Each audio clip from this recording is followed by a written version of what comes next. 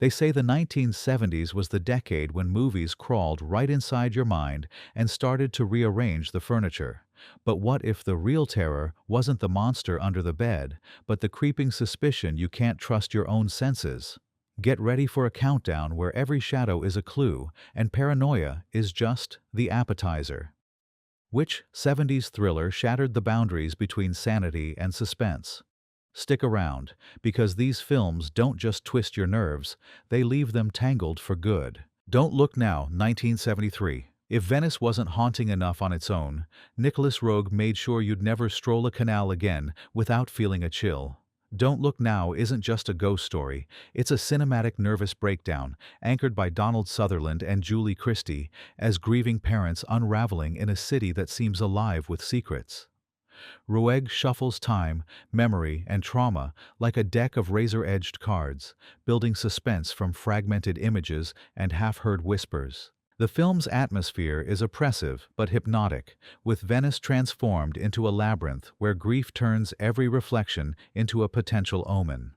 The infamous editing, jagged, unpredictable, keeps the audience off balance, while the notorious finale has sparked decades of debate and imitation. Claudette Colbert's dedication to authentic emotion in the torture scenes a la Three Came Home echoes here, as Sutherland and Christie's performances are so raw you can almost feel their pain seeping off the screen. Critics once accused Don't Look Now of being deliberately confusing, but today it's celebrated for daring to show that real horror isn't always supernatural. It's what happens when your mind is held hostage by the past. The ending is still a gut punch, and the journey there is pure, unfiltered anxiety. The Conversation, 1974. Francis Ford Coppola was riding high on The Godfather, but with The Conversation, he dialed down the spectacle and zeroed in on paranoia. Gene Hackman is unforgettable as Harry Call, a professional wiretapper obsessed with a single ambiguous recording, a man who's built his life around eavesdropping but can't escape his own echo chamber. Every scene drips with unease. Instead of bullets, Coppola weaponizes silence, static, and the endless replaying of taped voices. Like the best prison camp films from your reference list, it's less about physical escape and more about the mental cage. Hackman's haunted performance embodies the idea that you can't outrun your own doubts. The production was a technical tour de force. Walter Murch's sound design turned audio distortion into an emotional sledgehammer, while the shadowy San Francisco locations gave every empty space the weight of a confession.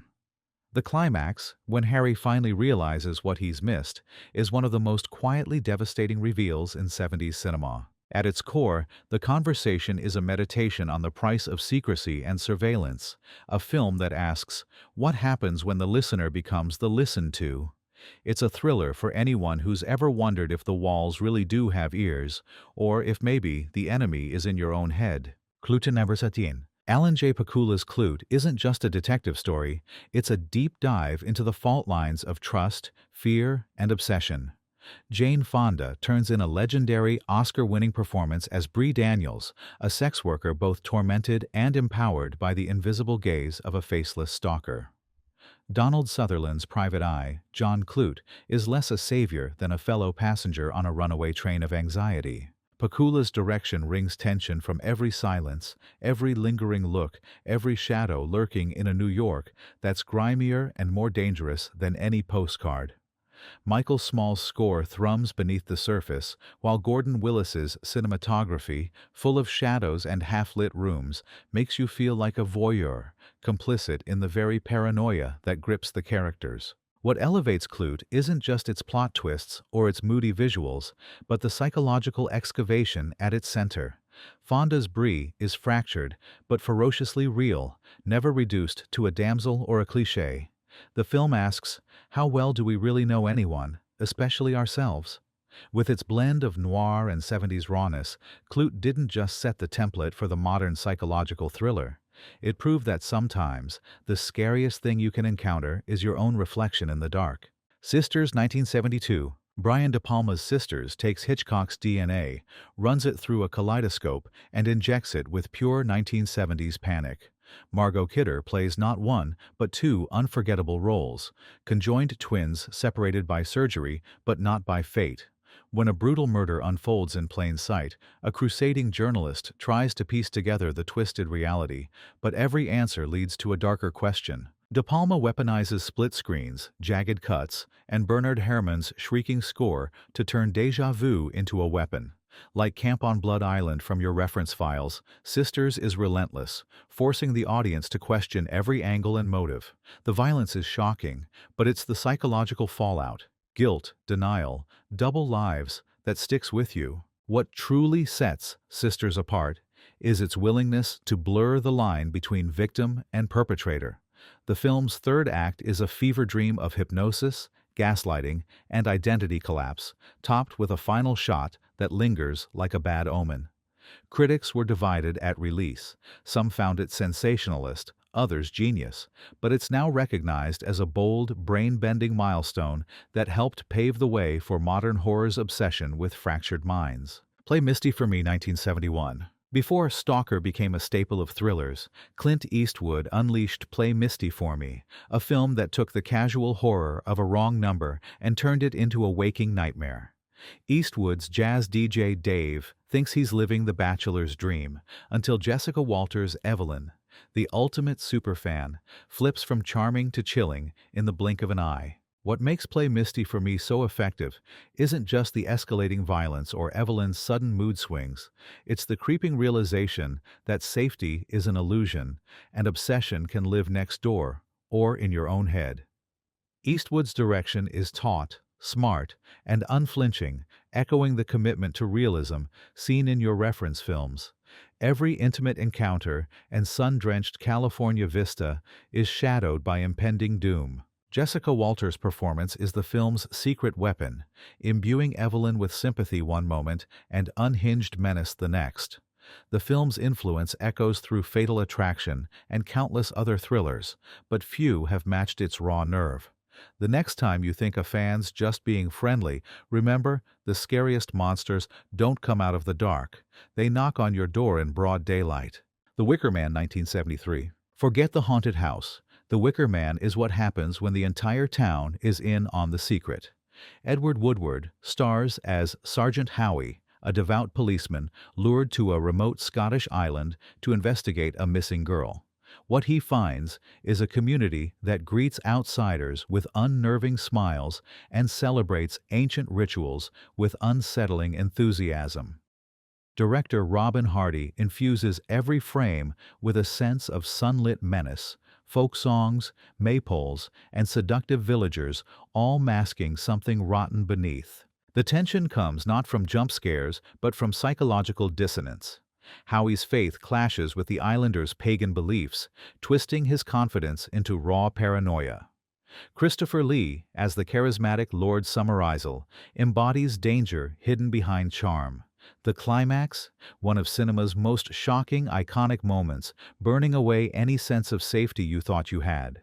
Originally dismissed as too weird for mainstream audiences, The Wicker Man is now a gold standard for psychological horror that burrows under your skin. It's a fever dream you wake up from gasping. Duel 1979. Can a truck be a monster? In Steven Spielberg's Duel, the answer is an emphatic yes. Dennis Weaver stars as David Mann, an everyman sales rep driving through the California desert who's hunted by a faceless, relentless truck driver. With almost no dialogue, Spielberg ratchets up the suspense to white-knuckle levels, turning every curve in the road into a trap and every passing shadow into a threat. What makes Duel so unforgettable is its purity. It's a cat-and-mouse game distilled to its bare psychological essentials. The truck, never fully seen, becomes a stand-in for every anonymous menace and buried anxiety lurking just out of sight. Like the best thrillers from your reference files, the terror here isn't supernatural, it's existential, the fear that there's no reason, no escape, and no one to hear you scream. Originally made for TV, Duel stunned audiences and critics, launching Spielberg's career and setting a new bar for psychological suspense. The Fury, 1978. Brian De Palma's The Fury is a psychic mind-bender that pushes the boundaries of both genre and sanity.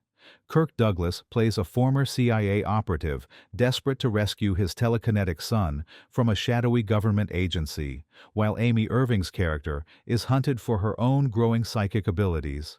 What starts as a chase thriller quickly morphs into something weirder and more disturbing, where every experiment, betrayal, and vision chips away at what's real. De Palma's signature flourishes, swooping cameras, slow-motion carnage, and split-screen madness are all on display, but it's the film's central question that endures. What happens when the mind itself becomes the battlefield? The set pieces are audacious, culminating in one of the most shocking, explosive finales of the decade. Critics were divided, but The Fury has since been reclaimed as a cult classic, a feverish exploration of trauma, power, and the way institutions exploit our deepest vulnerabilities. The Last Wave, 1977. Sometimes the scariest mysteries are the ones you can't solve. Peter Weir's The Last Wave sends a Sydney lawyer, Richard Chamberlain, spiraling into dreamlike terror when he's assigned a murder case involving Aboriginal rituals. As visions of floods and the apocalypse invade his waking life, the line between reality and nightmare evaporates. Weir crafts a thriller drenched in rain, whispers, and unanswered questions. What makes The Last Wave so powerful isn't just its supernatural undertones, but the psychological dread that grows as Chamberlain's character is forced to confront forces he can't comprehend or control. The film's pacing is hypnotic, the imagery haunting. Like the best of your reference films, it's less interested in answers than in the lingering anxiety left behind. By the end, you won't know what's coming next, but you'll feel it, rumbling just beneath the surface. The Eyes of Laura Mars, 1978. When seeing is believing and believing is deadly. Irvin Kershner's The Eyes of Laura Mars plunges Faye Dunaway's fashion photographer into a spiral of voyeurism and terror as she begins seeing murders through the killer's eyes. John Carpenter's script infuses the film with noir undertones and a disco-era chill, while Dunaway brings brittle glamour and mounting panic to every frame. The genius of Laura Mars lies in its dual obsession, art as provocation, and the mind as a battleground.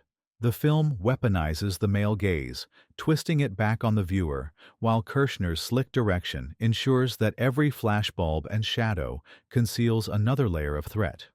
The supporting cast, Tommy Lee Jones, Raul Julia, keeps the tension taut. Though dismissed by some as stylish trash on release, it's now celebrated for its subversive intelligence.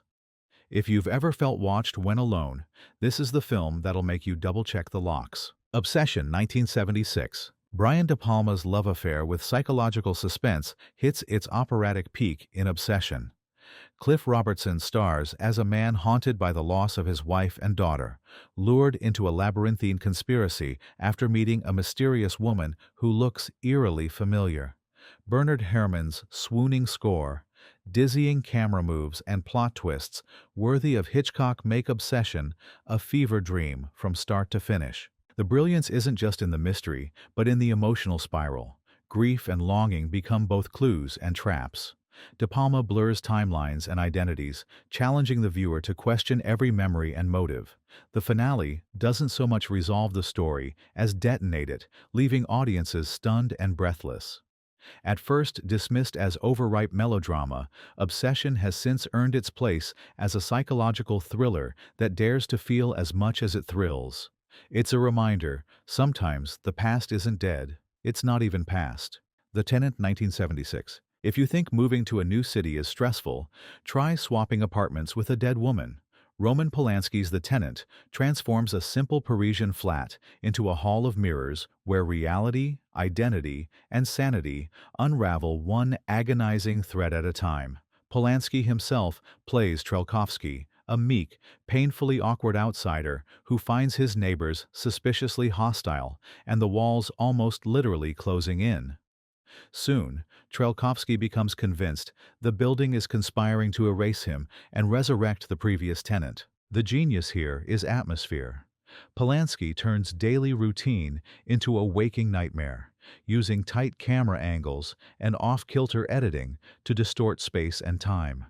Like Danger Within from your reference files, this film weaponizes suspicion. Every sideways glance and whisper is a potential threat.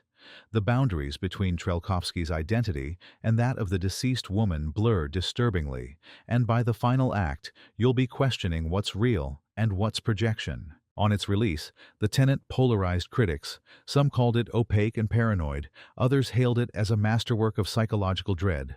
But today, it's celebrated for its suffocating, Kafkaesque grip, and for Polanski's willingness to drag viewers straight into the center of an existential panic attack. In The Tenant, you're never just watching a breakdown, you're experiencing it. The Parallax View, 1974. What if you can't trust the truth? Alan J. Pakula's The Parallax View is the ultimate Watergate-era mindbender, a film where every answer leads to deeper paranoia and no one escapes unscathed. Warren Beatty stars as Joe Frady, a dogged reporter who stumbles into a conspiracy so vast, so meticulously orchestrated, it threatens to swallow him whole. When witnesses to an assassination start dying, Frady follows the trail to the mysterious Parallax Corporation, a front for something terrifyingly organized. Pakula's direction is clinical and ice-cold, flooding the screen with open spaces and looming architecture that makes individuals look puny against the machinery of power. The infamous brainwashing montage, where Frady is subjected to a hypnotic barrage of images, is still studied by film students for its raw, unnerving effect. Like the best thrillers in your files, The Parallax View isn't just about what's happening on screen. It's about the feeling that someone, somewhere, is always watching. The film's conclusion is a gut punch. Truth doesn't set you free, it buries you. Critics at the time called it bleak and hopeless, but in today's world of shadowy institutions and deep fakes, The Parallax View feels more prophetic than paranoid. Images, 1972. You want psychological breakdown? Robert Altman's Images delivers it in spades. Susanna York plays Catherine, a children's author isolated in an Irish cottage, besieged by hallucinations, doppelgangers, and a husband whose intentions grow more mysterious by the minute.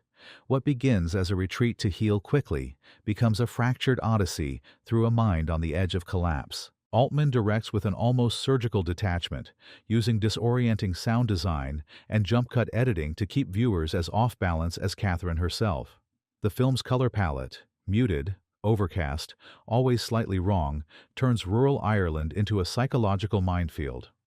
Like the reality versus delusion tensions found in Time Limit or King Rat from your files, Images never lets you settle. The line between memory and hallucination is obliterated, and the supporting cast, sometimes comforting, sometimes threatening, seem to shift roles with every scene. York's performance is a revelation, walking the razor's edge between fragility and terror. On release, Images was misunderstood, but time has proven it a masterclass in subjective horror. The film asks, if you can't trust your own senses, what's left to hold on to? By the end, you might not know what was real, but you'll feel every chilling moment in your bones. The Stepford Wives, 1975. On the surface, Stepford is perfect. Gleaming lawns, cheerful neighbors, not a hair out of place. But as Joanna Eberhardt soon learns, perfection comes at a price. Brian Forbes's The Stepford Wives masquerades as suburban satire before shifting, scene by scene, into a waking nightmare about conformity, gender, and the terror of losing oneself to an idea. The brilliance of Stepford Wives is in the slow reveal. Early on, the wives' robotic devotion to housework is almost comic, but as Joanna digs deeper, unease seeps in like a gas leak, quiet, deadly, impossible to ignore. Forbes directs with a light touch that soon turns sinister, echoing the creeping dread of films like The Captive Heart or Prisoner of War in your files. Paula Prentice provides a jolt of energy as the wisecracking friend, but even she can't escape Stepford's grasp. Based on Ira Levin's novel, the film was dismissed by some critics as paranoid feminism, but its reputation has only grown. Today, its themes of identity erasure and societal control feel eerily prescient. The Stepford Wives proves that true horror doesn't need monsters, just a neighborhood that expects you to smile while it steals your soul. The Silent Partner, 1978. If you think Canadian thrillers can't play in the same league as Hollywood, The Silent Partner is your wake-up call. Elliot Gould stars as a quiet, unassuming bank teller who outsmarts a ruthless Santa-suited bank robber, a terrifyingly unhinged Christopher Plummer, by pocketing some of the loot for himself. What unfolds is a deadly cat-and-mouse game set against the frosty, impersonal backdrop of Toronto's financial district, a place where trust melts faster than ice. Director Daryl Duke crafts each twist with a cold-blooded precision that would make Hitchcock proud. As the stakes escalate, paranoia seeps into every scene. Who's watching? Who knows the secret? And how far will Plummer's villain go for revenge? Like the best thrillers from your reference files, The Silent Partner turns a simple premise into a spiral of deception and dread, mixing bone-dry wit with sudden bursts of violence that feel truly dangerous. Praised at the time for its razor-sharp script from L.A. Confidential's Curtis Hanson and the chilling chemistry between Gould and Plummer, the film has grown into a cult classic. The Silent Partner proves you don't need a blockbuster budget to deliver knockout suspense. You just need smart characters, real danger, and the nerve to stare down your own worst fears. 17 films, 1 decade, endless nights of second-guessing reality. The 1970s didn't just invent the modern psychological thriller, they twisted, shattered, and rebuilt it, daring us to question every motive and shadow. Which one of these classics left you reeling, or did we miss your personal mind-melter? Let us know in the comments, and don't forget to subscribe for more cinematic deep dives. Because in this genre, you're never truly alone. Someone's always watching, and the next twist is just a heartbeat away.